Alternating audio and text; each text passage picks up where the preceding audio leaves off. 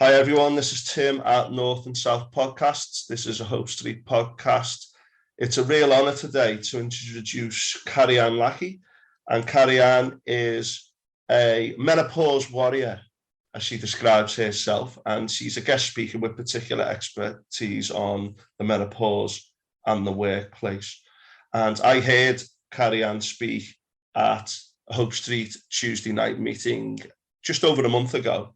It's now June 2022, and I couldn't believe what I heard about how underreported and forgotten about the menopause seems to be collectively by society, but also its huge impact on well-being for many people going through menopause and the knock-on effects of that in places like the workplace and relationships, etc. So, Carrianne, thanks for coming on. How are you today? I'm good, thank you, lovely. The sun is shining still. Good stuff. Now, you speak very, very well, so I'm going to let you speak as much as you want today, and I'll try and keep quiet on a topic which I haven't had personal experience of, but obviously it's something that I am aware of. I used to do trade union casework, and there was a big thing a few years ago about women getting into the 50s and teaching, and all of a sudden finding themselves under a lot of pressure because of the menopause. And it became clear when I spoke to you, or when I heard you speak, that often a lot of women might not even know it's the menopause, and a lot of workplaces might not know how to respond to that. So first of all, let's just assume a level of ignorance for someone listening. How would you describe what the menopause is? Right, so we can go really medical here. So menopause is actually 12 months after the date of your last period. Right. So that's when you go into a phase called, I suppose, post-menopause. So because you once you start that, you're out of the menopause. I think one of the things that you're hearing, seeing on TV is all about the perimenopause, which can start as young as, I don't know, I think 29, and go all the way up to your last period. Right. There are different stages of the menopause, aren't there? And the actual work comes from the monthly pause, so it's a pause to the monthly period cycle. So there are a number of different stages, aren't there? There's the perimenopause, which comes beforehand, and people might not even know that's happening for them. Then there's the menopause, which is 12 months after the last period, as it were. And then you have a post-menopause. Is that the basic structure of it? It's that simple, yeah. Cool, good stuff. How long does the menopause last? Is it something that can last for a few years, or its effects, can they go on long term? Or? And I think that's the uncovering. If there was loads of, if I could go on to PubMed today, which is where the medical papers are and where I do a lot of research,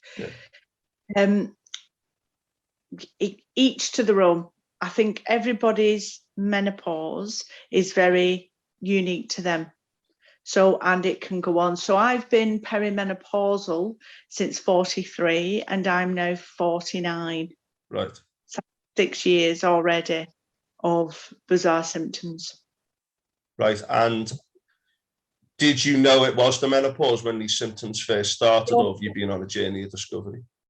Yeah, so I mean, to all the ladies listening out there, it's really odd because I've always been really, really fit. I was a CrossFitter, I was a Muay Thai boxer, I look after myself. I'm always really kind of, looked after myself. And then one day I just noticed while I was in work that I started to become allergic to everything. I started kind of getting allergies to the air conditioning when I was in work. And then I used to say that I had like a fat suit on of water, because it couldn't be fat because I didn't eat. I was doing 40-kilo kettlebell swings. And so I went to the doctor and said, look, I feel like I'm wearing a fat suit of water. I don't know what it is. Can you help me? Because it's not fair. Because everything around you in society tells you that if you eat well and you exercise and you control your calories, the simple thing, you will be optimum health. I said, and I don't look like how I am. So the doctor actually really heard me, and it was a woman.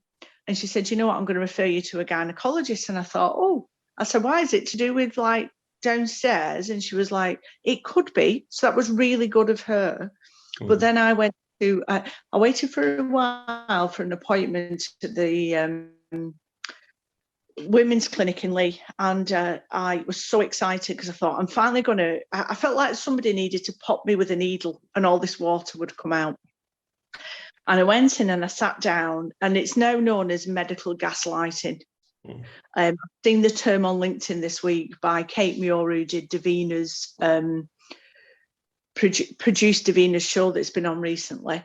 Basically, it's put up and shut up. So I sat down and she said, well, you're just a woman of a certain age and you're going to have to deal with it. And this was said to you at a woman's clinic? Woman in a woman's clinic at Lee by a doctor and a specialist in obstetrician and gynecology. Wow. I mean, my immediate reaction to that, I've got a rare genetic disease and I felt like I got it gaslighted for years.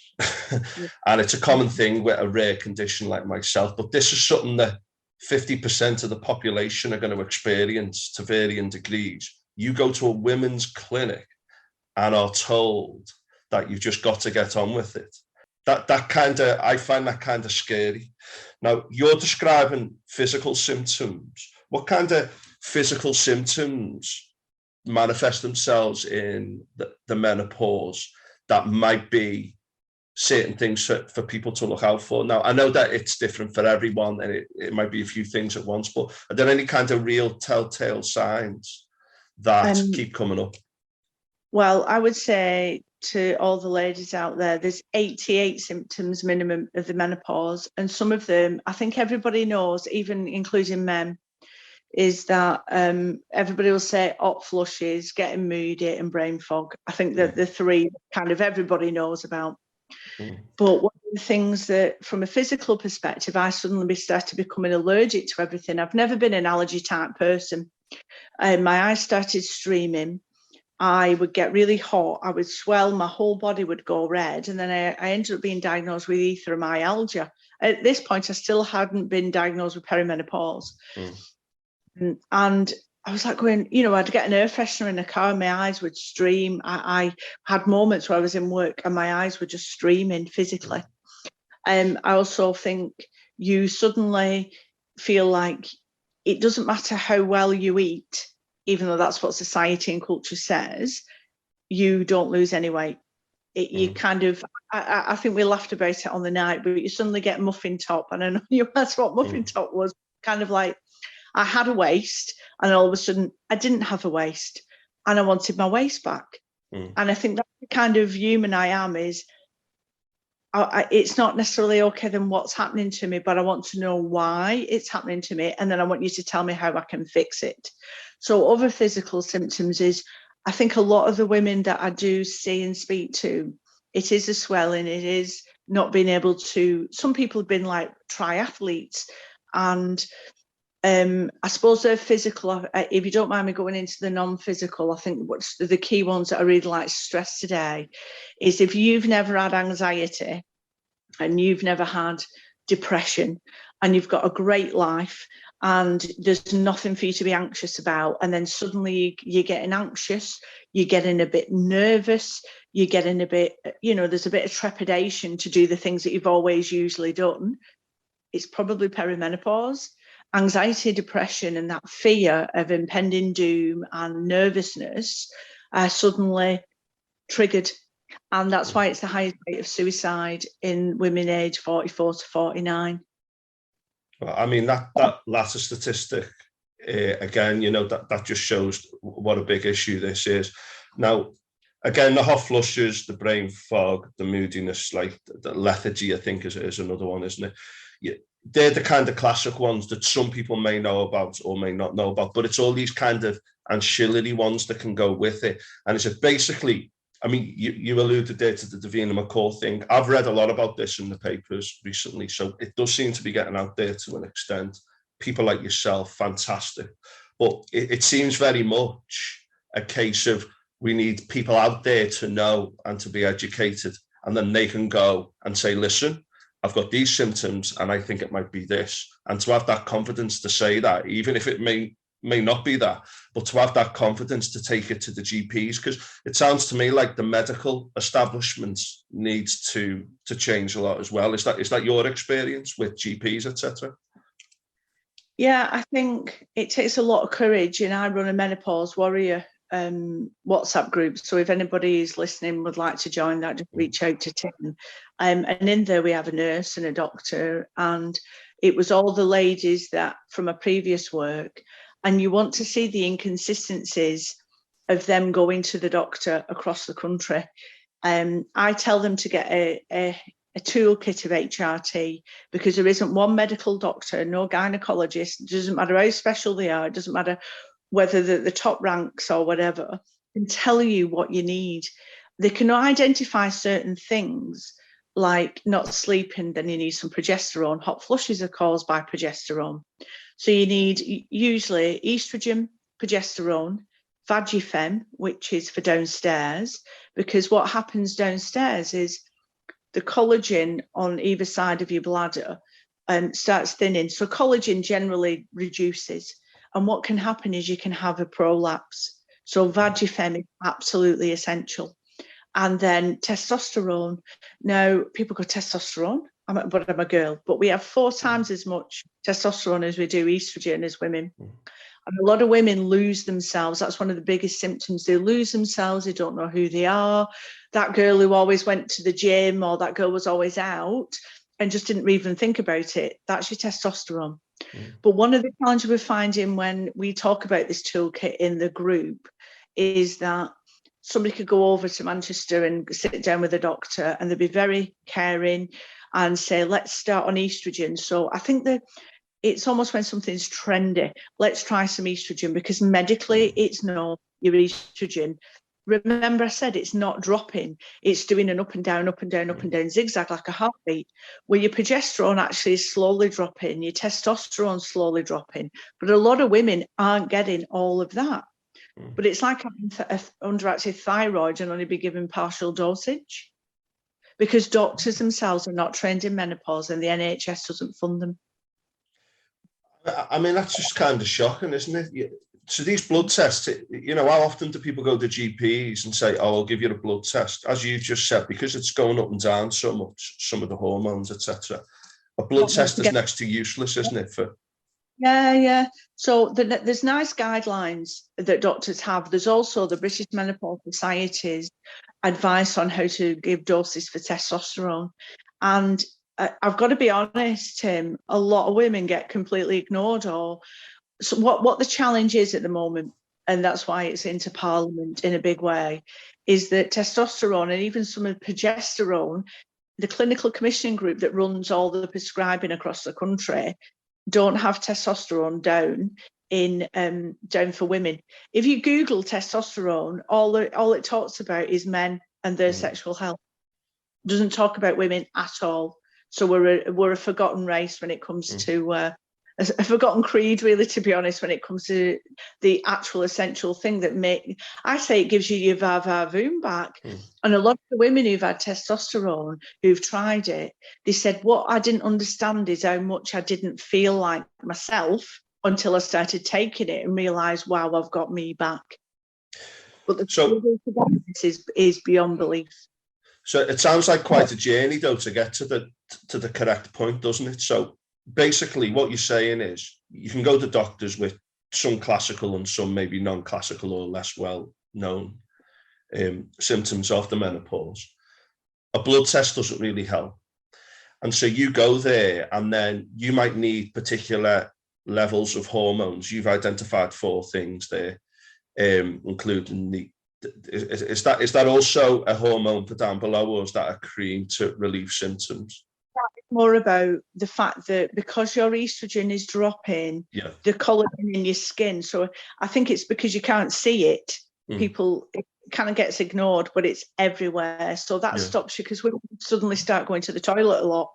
And it's not because your brain is triggering that. It's because that collagen is thinning in your bladder. But it hasn't got them. So sorry. So if you go to the doctor then and the doctor says, this could be menopausal, if you get to that point, given what the NICE guidelines say, what would you advise people to do at that point? Because what we're saying is that a lot of the guidelines and a lot of the medical establishments aren't really, well versed with all of this stuff. So what would people need to do at that point? What I would suggest, and when we're in my previous work, we had Dr. Louise Newson clinic come. So we had Dr. Zoe Hodgson. She was actually on the Davina, and it was because a perimenopause is so unique to you, like every pregnancy. You better get in the toolkit. So the toolkit is estradiol, which is estrogen. It's eutogestrone, which is progesterone. It's Vagifem, which is the pessaries for downstairs, that should be taken anyway, constantly. And then there's testosterone. Now, although we look at the medical establishment to provide us with that, this is how many doses you should have. My obstetrician and gynecologist, who was in private practice actually, he said, nobody can tell you, Carrianne, you have to basically go away and be your own medical trial. So what I say is, key symptoms like not being able to sleep, you need to take your progesterone, but being able to get that toolkit is really difficult, especially with HRT shortages. But that is the toolkit, and then it's all about, right, let me trial it, just say to the ladies now that it can take up to 12 weeks. Some people take it for about 3 weeks and go, it's not really doing anything. One of the things I would say about the estradiol is, if you do manage to get it, is remember that it's an up and down.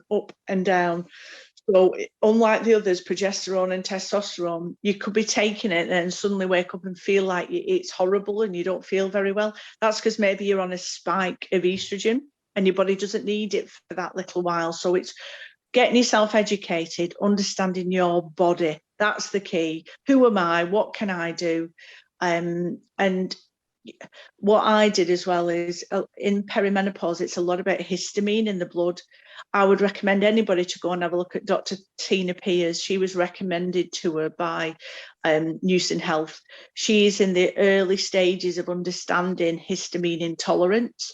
So she kind of recommended that that's what I had. So when my body suddenly got erythromelalgia, which was, I would get in the shower, I'd come out and all my legs would be on fire. The perimenopause had triggered that erythromelalgia because of the histamine that had built up. There's clearly lots of, it's like hitting, isn't it? I mean, you take something, it takes a while to kick in. Then you might just be having a bad day. Then you might have something else going on. And then this might be up, that might be down. So how do you get hold of these HRT toolkits? Can they be given to you through the GPs, or is there other ways of accessing them?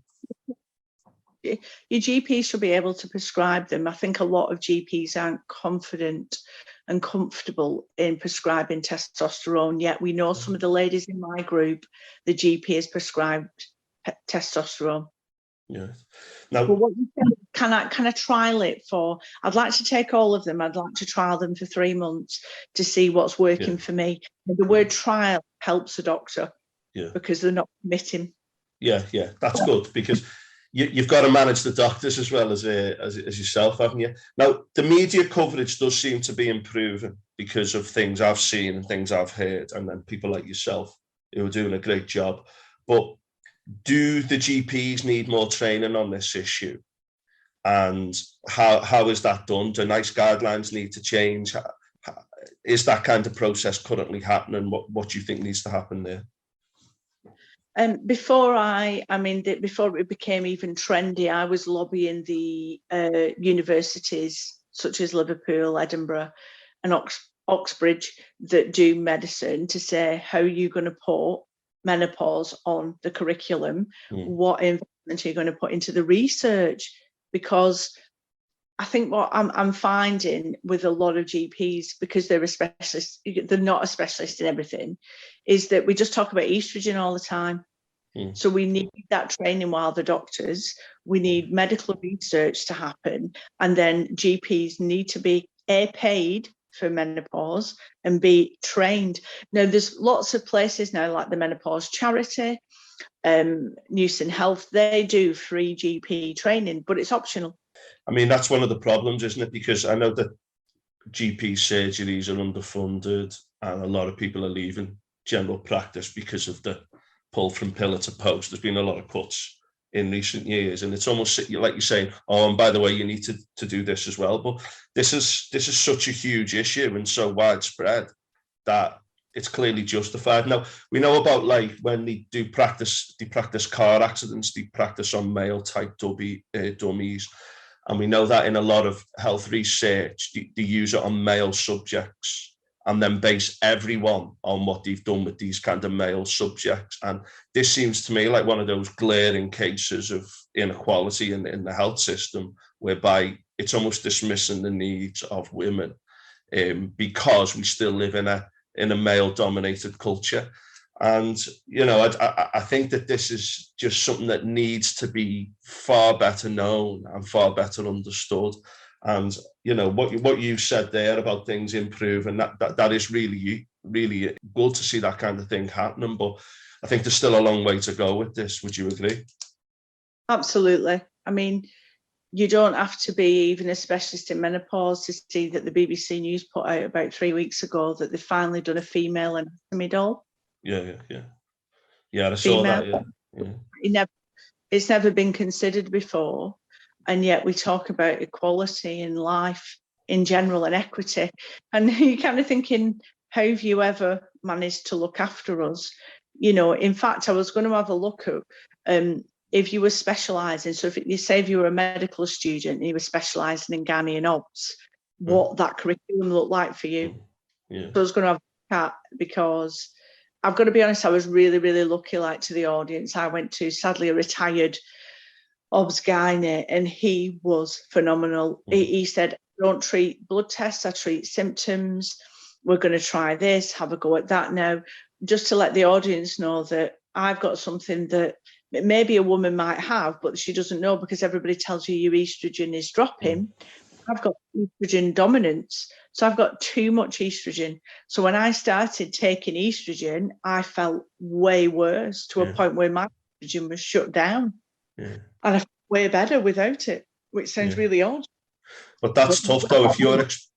If you're experiencing symptoms, and sometimes acute symptoms, those 3 months of investigation, and they're hard, aren't they, to persevere with that?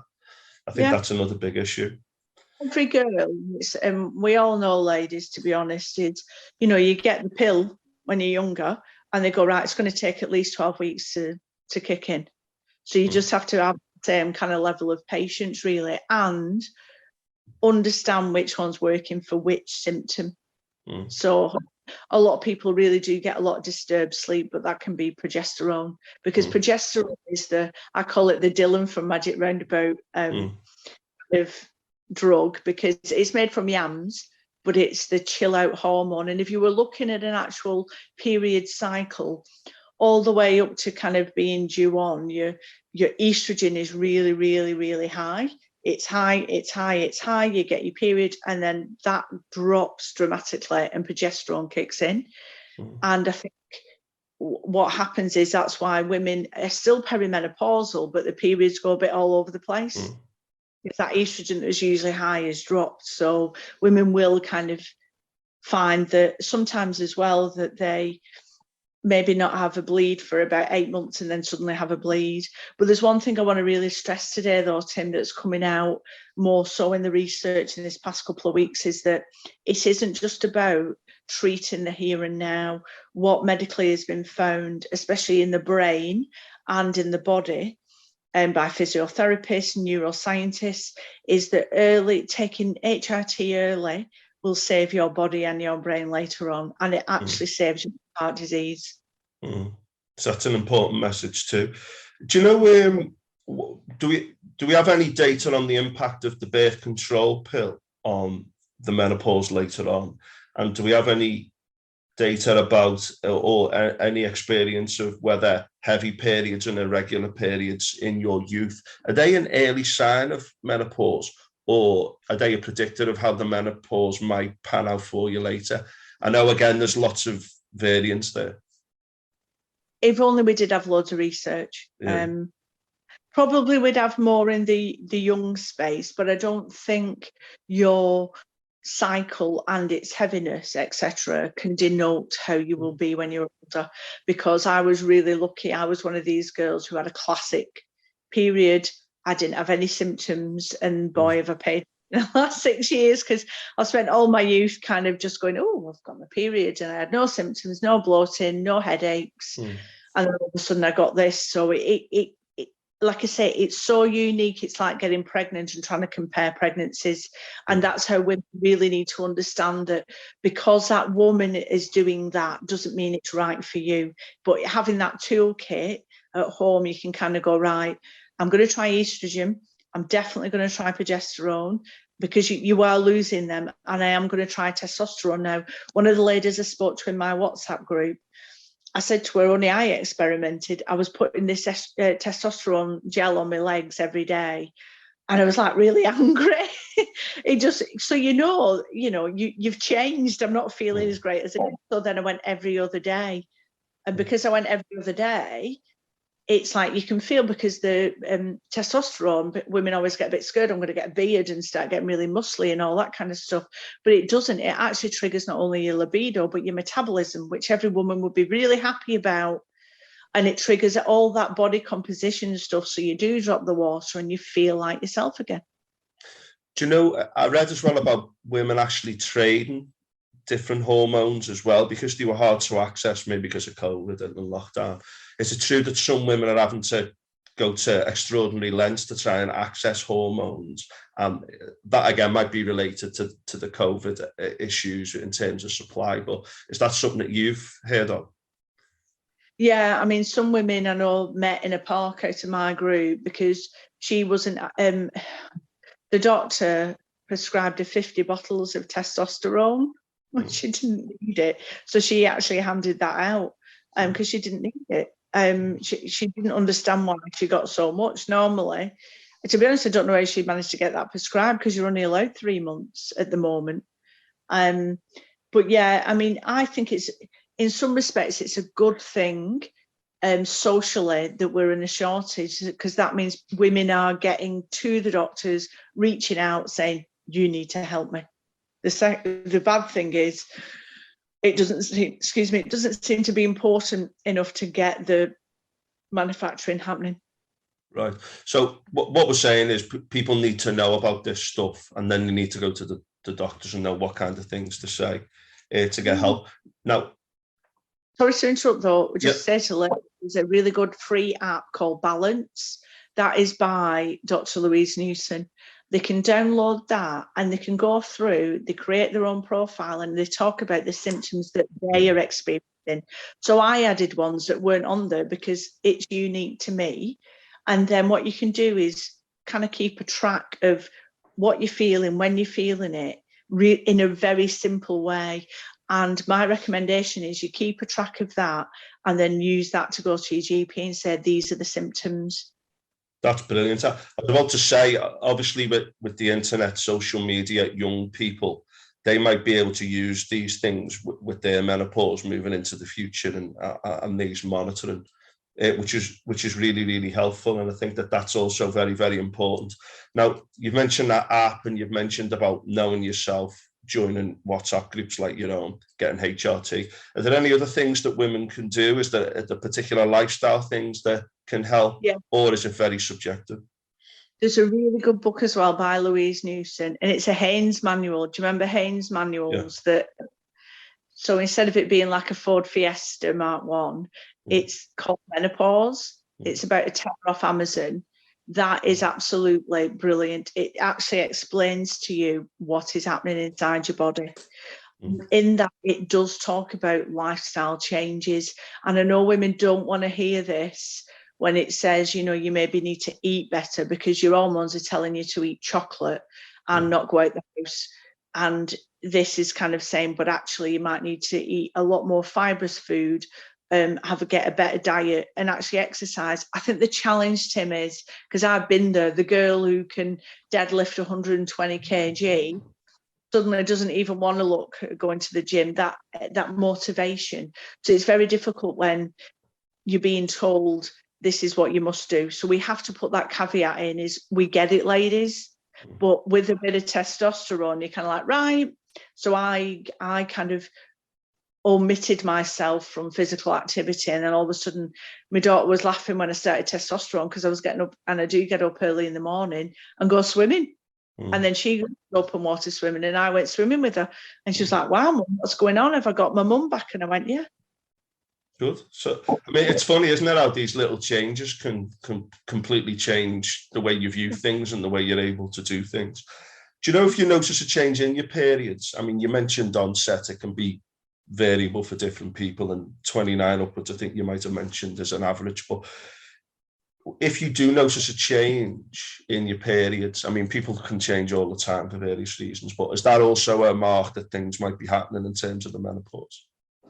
Yeah, and looking at age, it's really an age thing as well. For like I said, mine are exactly the same. So despite all of those peripheral symptoms going on in my body, my periods are absolutely exactly the same.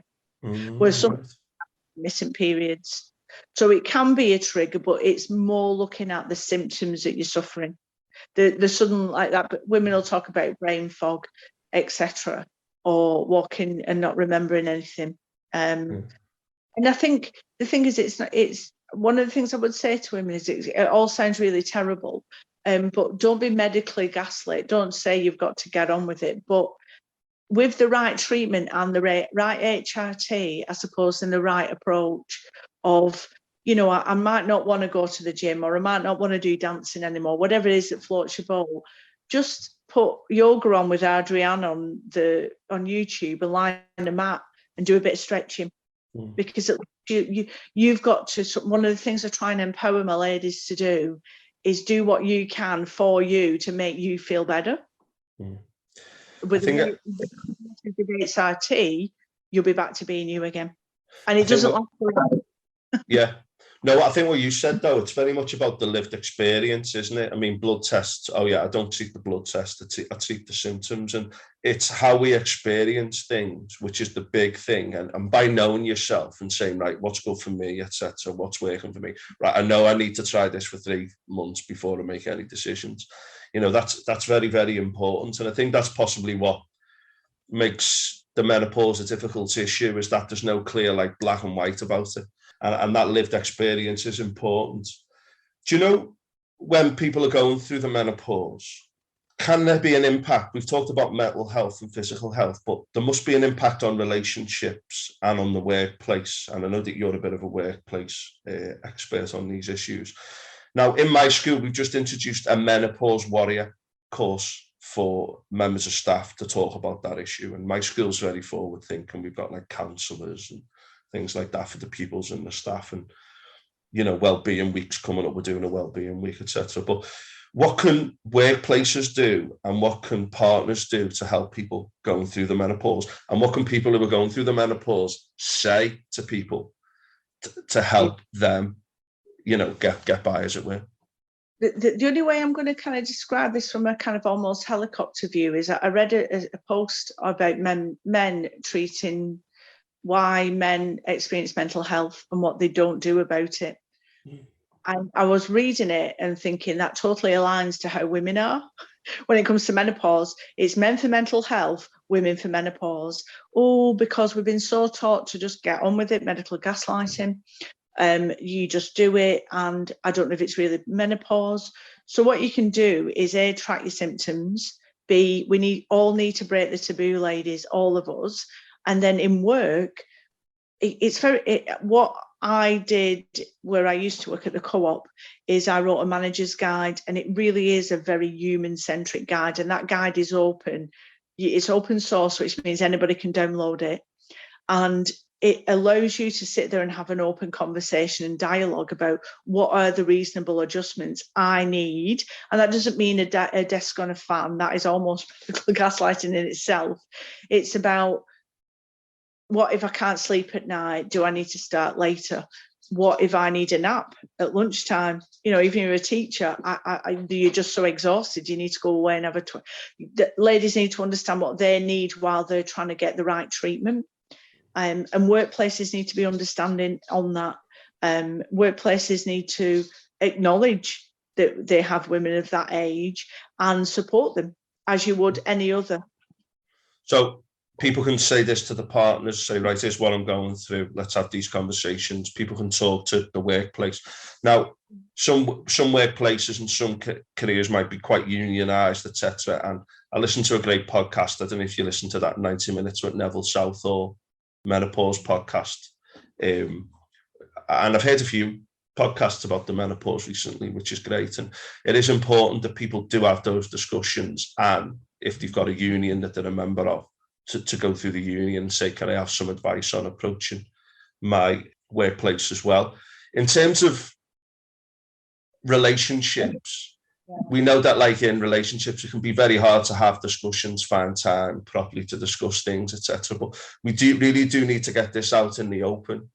And if someone knows, oh yeah, this person's not feeling great today, the mood's not good or whatever, that helps people to deal with things. It helps you who's going through the menopause and also people who you're mixing with to manage things. And is it important to get that message out there as well? I think the biggest thing is loss of libido. Yeah. So where somebody might have had a really healthy sexual relationship, if that person is almost, imagine somebody feeling quite numb and not themselves, you know, where they might have had an amazing libido, or just a normal libido, it's suddenly, again, testosterone, we had 4 lots of it, you know, and then it's declining. Is, you know, the man might feel rejected, and this is why a lot of relationships split up, and the woman, to be honest, in some respects, if she's a bit numb, probably doesn't care. Yeah, so it's not that they don't care, it's that they are not themselves a lot of the time. They are themselves, but they're just, it's very odd. It's like you kind of don't feel like yourself anymore. It's very, very difficult to explain. And you don't really understand that until maybe you start getting treated and you look back retrospectively and go, who was that? So it is. So that's why, you know, to partners, I would say, recognize that, have a conversation. You might need to point it out to that person and say, I think you might need to get some treatment. You know, have a look what you can do from a sexual perspective. Ladies get dry downstairs because of the reasons I said before. So there could be lubrications that there are. It needs to be that they're supporting each other and being patient and understanding, and not necessarily, you know, from a male and sexual perspective, it's not all about them. Yeah. I think that's a very important point to finish on, really. Is there anything else that you want to add that we haven't covered? Because I think we've covered all the key issues I wanted to. It's about women being brave now, and it's silly, and I hope when my daughter, who's 15, is older, you don't have to be brave, but track your symptoms, understand who you are, think about the things you're thinking. And if you're feeling anxious and depressed and the doctors put you on antidepressants, say, I want to come off them and I want to try an HRT, or I want to phase myself off them, I want to try HRT, especially if you're in that key age of over 41. Brilliant. Thanks for that. What an important message. And I just can't believe that it took this long, but we need to get this out there. People need to understand. You're going to be waiting a long time for the medical establishment, the systems to change. So as Carrianne's just said, you know, be brave, find out about yourself and move forward. So thank you very much, Carrianne, for those important messages. Thanks everyone for listening. Just so you know, I'm now on Spotify and YouTube through Hope Street, but also North and South podcasts as well. So if you can like and subscribe on YouTube to North and South podcasts and on Spotify, share it with other people. If you can, contribute financially through coffee.com to keep these messages getting out there, and also follow me on Twitter at North Podcast. Carrianne, thank you very much. Thank you for having me. That was brilliant. As I said, like when I first heard you speak, I thought, I can't believe this, like how slow this is, but just typical really, isn't it? With that kind of, if it's not black and white and if it affects. If it's not male. Yeah, well, let's be honest, like you say a minority, but it's like 51% of people, isn't it? It's ridiculous. Cool. Right. Tim, I'm so excited that you're so passionate about it. That's what I love the night I was guest speaking is I don't think I've ever had a man so passionate about something, because I also read a statistic last night that in, that book, Invisible Women. Yeah. There's a book called Invisible Women. I would recommend you read it. There's a paragraph in there that says that women generally read books about men and how they behave, but men never read books about how women are how they behave. And it's just such a, although this is about menopause, it is such a patriarchy that, women ask me all the time, why do we not have research? Why are we suffering from this? And the answer is pure and simple, because we're women. There's no other reason. I can't. I never say because we're women, and they go, but why? We can get treated. I said, but don't forget a lot of the things. So say from a sexual perspective, you can now get whatever it's called over the counter. Yeah. Men can get, what's it called? I forgot the tablet. Viagra. It was all over, and do you suffer from erectile dysfunction? And I know in Australia, when I lived there, it would be on the bloody radio at 9 o'clock in the morning. Would we see the same? I'd love to be able to listen to an advert saying, ladies, not feeling sexy, want to have intercourse, want to be whatever, and it just be normalized. Imagine, and saying the same thing, get yourself some Testigel. But you Google it now and just say helping men with their sex drive. Yeah, that really is quite stark, isn't it? And I know that you get this kind of reaction now, don't you? This kind of, oh, you're woke, this is woke social justice warrior nonsense. And you're like, wait there, look at the facts. I know it's post-facts now and all this fake news nonsense, which people often throw around. Well, a woman write about on Twitter. No, it was the Lord who talked about, making Westminster menopause friendly. Yeah. And I had to take myself away from the chat, because you had women going, we all got through it okay. There's all these women whining, and they were basically kind of gaslighting, going and that's the challenge with women is, well, it's just normal, and it is just a normal thing, I think, but we've just not been educated on it. That's all. We're just not educated on it, and with the right treatment, just like your thyroid, I keep referring back to the right treatment, you should be all right. But imagine having an unproductive thyroid for 6 years without any treatment. Yeah, I mean, I remember the speaker, John Bercow, saying that when he became speaker, the House of Commons had a gun shooting, whatever you call it, a place where you could go and shoot guns, but they never had a crash. And quite recently, there was, I think it was a Labour MP, breastfeeding, and Jacob Rees-Mogg was kicking off saying, do we really want to see that in the House of Commons? Now, I might be wrong about whether it was him and whether he quite said it like that, but there was quite a bit of uproar amongst many that this thing was now happening in plain sight, and it's it's natural. It's ridiculous. She went to private school, so she got a scholarship in a private school last year. Yeah. And, all of them will be going to Oxbridge and all that kind of stuff. But you could see it there and she said it, that the girls got told off and the boys got away with everything. Yeah. And they're almost presented in that way of, let's. Yeah. And then it's funny, actually, because I was watching Inside the Freemasons last night, a Sky documentary, the white middle-aged privilege. There wasn't any kind of, and you just think to yourself, you were sitting there and you're going, yeah, and that's why we are the way we are. Yeah. It's true, isn't it? I don't know. I just feel like the some of the political stuff now, you can't be moaning about this, and it's just that. Look at the facts. Look at the evidence. It's not even controversial, is it? No, and I mean, this is why. When I did the talk at Hope Street, and is it Sharon? Was it lady? Yeah, Sheila. I absolutely 100% believe that was free menopause. Yeah. I don't think if she had nothing going on beforehand and then suddenly turned, that is her having no estrogen, no testosterone, and no progesterone. But then you go to the doctors and they're saying, oh, yeah, there's antidepressants or is this, and it's not even addressing the issue. On him. Severe impact. Severe, massive. and don't need it. And then because you internalize it, you think you've got a mental illness, you all of a sudden kind of own that mental illness. You know what anxiety is like. People start owning it. As I said, it becomes part of you, when really you want to say, actually, no, it's not me. So I'm going to have to go, lovely, because I'm going out at 12. I'm going down to Cheshire Oaks. Absolutely fine. Enjoyed by some nice stuff. And thank you so much for your time. I'll do a few notes and send you the notes, and you can say, I'll mention this and that as well. And I'll send it to you once I've edited it. Thanks very much, Carrianne. That was brilliant. See you later. Have a good day. See you. Bye. Bye. Bye.